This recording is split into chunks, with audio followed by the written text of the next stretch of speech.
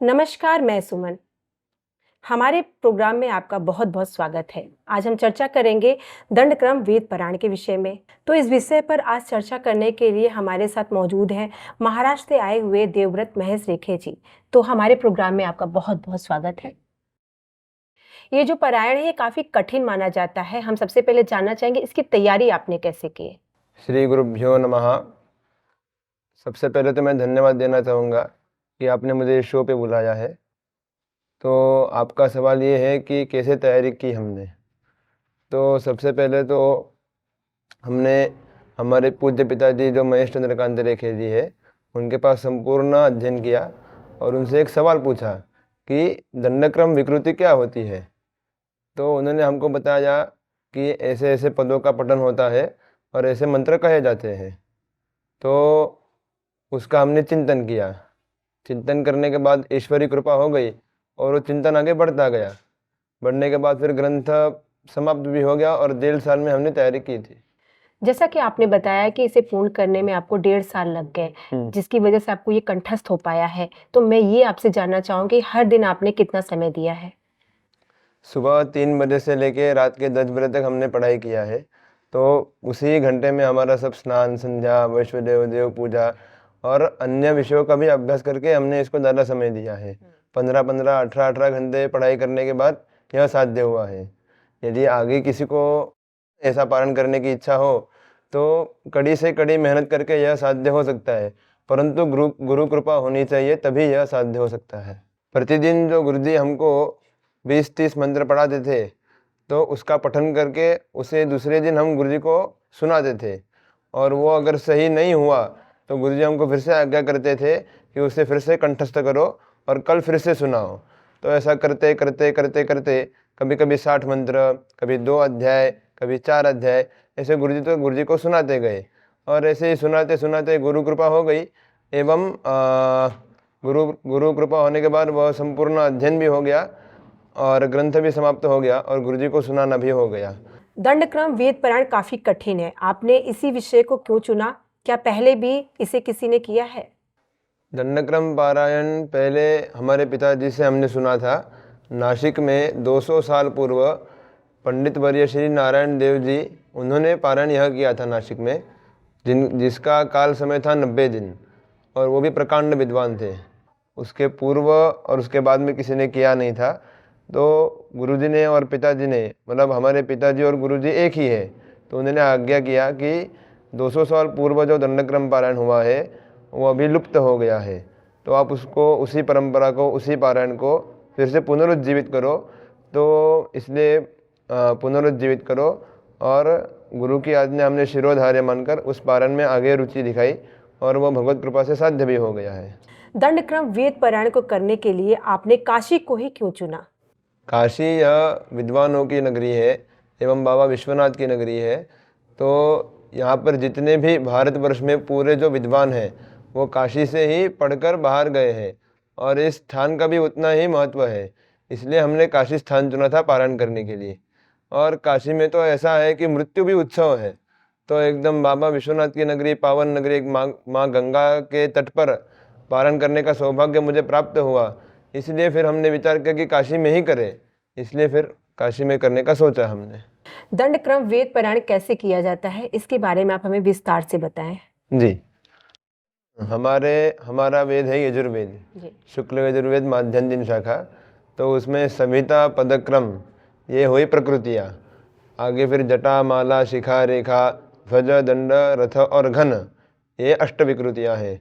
तो 8 विकृतियों में सबसे कठिन विकृति है दंडक्रम। तो उसका पठन ऐसे होया जाता है, उसका हम विधियाँ भी हमको बताते हैं कि हम पहले अंक द्वारा बताते हैं, 1 2 2 1, फिर से पीछे आना है, बाद में 1 2, अभी लेना है 2 3, फिर से अभी 3 2 1, बाद में 1 2 2 3, अभी 3 को हमने छोड़ा था, 3 से पीछे आए थे, अभी 3 के आगे लेना है 4, फिर 4 3 2 1, ऐसा करते करते फिर से 1 2 2 3 3 4 4 5 5 4 3 2 1, ऐसा बोलना है। अभी हम ऐसा सोचते हैं कि हम 100 पद तक, हमारे यजुर्वेद में है 100 पद तक हम ऐसा पठन होता है, ऐसे पद हो रहते हैं। तो 100 पद तक हमको फिर से आगे जाना है और 100 पद फिर से पीछे उल्टा आना है। इसका ऐसा पठन होता है। जैसे अभी हमने अंक में आपको समझाया, वैसे ही हम अभी आपको मंत्र में समझाएंगे, परंतु उसमें ऐसा है, व्याकरण शास्त्र के अनुसार उसमें स्वर और संधि का भी नियम लागू होता है। वह नियम पालन करते ही हमको पूरा मंत्र, पूरा ग्रंथ का अध्ययन और पठन करना रहता है। तो अभी जो मंत्र पुष्पांजलि का मंत्र है, यज्ञेन यज्ञम्मा, जो सबको लगभग पता होता है, उस 5 पदों का हम थोड़ा सा अभी हमको फिर से समझाएंगे। पहले अंक में समझाया था, अभी मंत्र द्वारा हम आपको समझाएंगे। अभी यज्ञेन यज्ञम मंत्र का हम आपको पठन करके समझाते हैं। जी। यज्ञेन यज्ञम, ये हुआ 1 2, ठीक है। अभी उल्टा आना है, 2 1। यज्ञं यज्ञेन, यज्ञेन यज्ञम, 1 2। अभी 2 3 में क्या आएगा, यज्ञमयजन्त। अभी 3 2 1, अयजन्त यज्ञं यज्ञेन, यज्ञेन यज्ञम, यज्ञमयजन्त। ये हुआ 3। अभी चौथा पद लेना है, अयजन्त देवाः, देवा अयजन्त यज्ञं यज्ञेन। 4 3 2 1 हुआ अभी। अब फिर से 1 से 5 तक जाना है। तो यज्ञेन यज्ञम, यज्ञमयजन्त, अयजन्त देवाः, देवास्तानि। ये 5 तक आ गए। अभी 5 से फिर से 1 तक जाना है, तानि देवा अयजन्त यज्ञं यज्ञेन, यज्ञेन यज्ञम, यज्ञमयजन्त, अयजन्त देवाः, देवास्तानि। ये होगा 5 पदों का दंडक्रम, ऐसे बोला जाता है। और इसमें केवल बोलना नहीं है, ये जो अभी हमने हस्त स्वर दिया है उसका विशेष ध्यान रखना है। जैसे हम सीधे में जैसा स्वर देते हैं, तो उल्टे में ऐसा स्वर नहीं आता है, स्वर का बदल हो जाता है उसमें। तो वो सब चीज़ का ध्यान रख के व्याकरण शास्त्र के अनुसार उसके जो नियम है उसका पालन करके उसका पठन करना रहता है।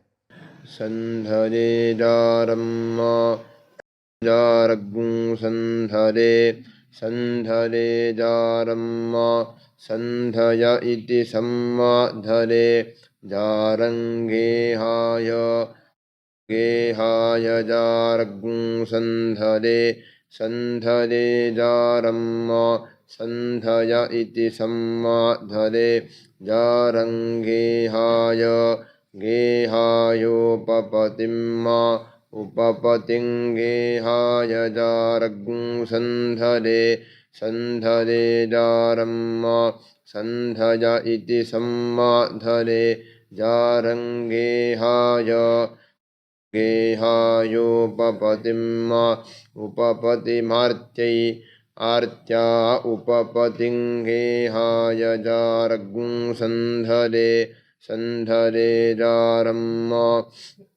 संधय इति सम्माधरे, जारंगेहाय, गेहायोपपतिम्, उपपतिमार्त्यै, उपपतिमित्युपपतिम्, आर्त्यै परिवृत्तम्, परिवृत्तमार्त्या उपपतिं गेहाय जारगुं संधरे, संधरे जारम, संधय इति सम्माधरे, जारंगेहाय, गेहायोपपतिम्, उपपतिमार्त्यै, उपपतिमित्युपपतिम्, आर्त्यै परिवृत्तम्, आर्त्या इत्यार्त्यै, परिवृत्तं निर्हृत्यै, निर्हृत्यै परिवृत्तमार्त्या उपपतिं गेहाय जारगुं संधरे, संधरे जारम, संधद इति सम्माधरे,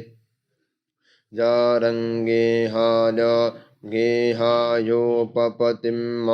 उपपतिमार्त्यै, उपपतिमित्युपपतिम्, आर्त्यै परिवृत्तम्, आर्त्या इत्याहृत्यै, परिवृत्तं निर्हृत्यै, परिवित्तमिति परिवित्तम् निर्वृत्ते परिविविधानम् परिविविधानं निर्वृत्ते परिवित्तमार्त्या उपपतिङ्गेहायजारगुं सन्धरे सन्धरे जारम् सन्धर इति सम्माधरे जारङ्गेहाय गेहायोपपतिम् उपपतिमार्त्यै उपपतिमित्युपपतिम् आर्त्यै परिवित्तम् आर्त्या इत्यार्त्यै परिवित्तं निर्वृत्यै पराध्यै आराध्यै परिविविधानं निर्वृत्यै परिवित्तमार्त्या उपपतिङ्गेहायजारगुं सन्धरे सन्धरे जारम् सन्धर इति सम्माधरे जारङ्गेहाय गेहायोपपतिम् उपपतिमार्त्यै उपपतिमित्युपपतिम् आर्त्यै परिवित्तम् आर्त्या इत्यार्त्यै परिवित्तं निर्वृत्यै परिवित्तमिति परिवित्तम् निर्वृत्यै परिविविधानम् निर्वृत्या इति निवृत्त्यै परिविविधानमराध्यै परिविविधानमिति परिविविधानः उपपतिङ्गेहायजारगुं सन्धरे सन्धरे जारम्। तो दर्शकों, आज के कार्यक्रम में बस इतना ही। मैं दोबारा वापस आपके बीच आऊंगी एक नए कार्यक्रम के साथ और नई जानकारी के साथ। तब तक के लिए आप हमें अनुमति दें। नमस्कार।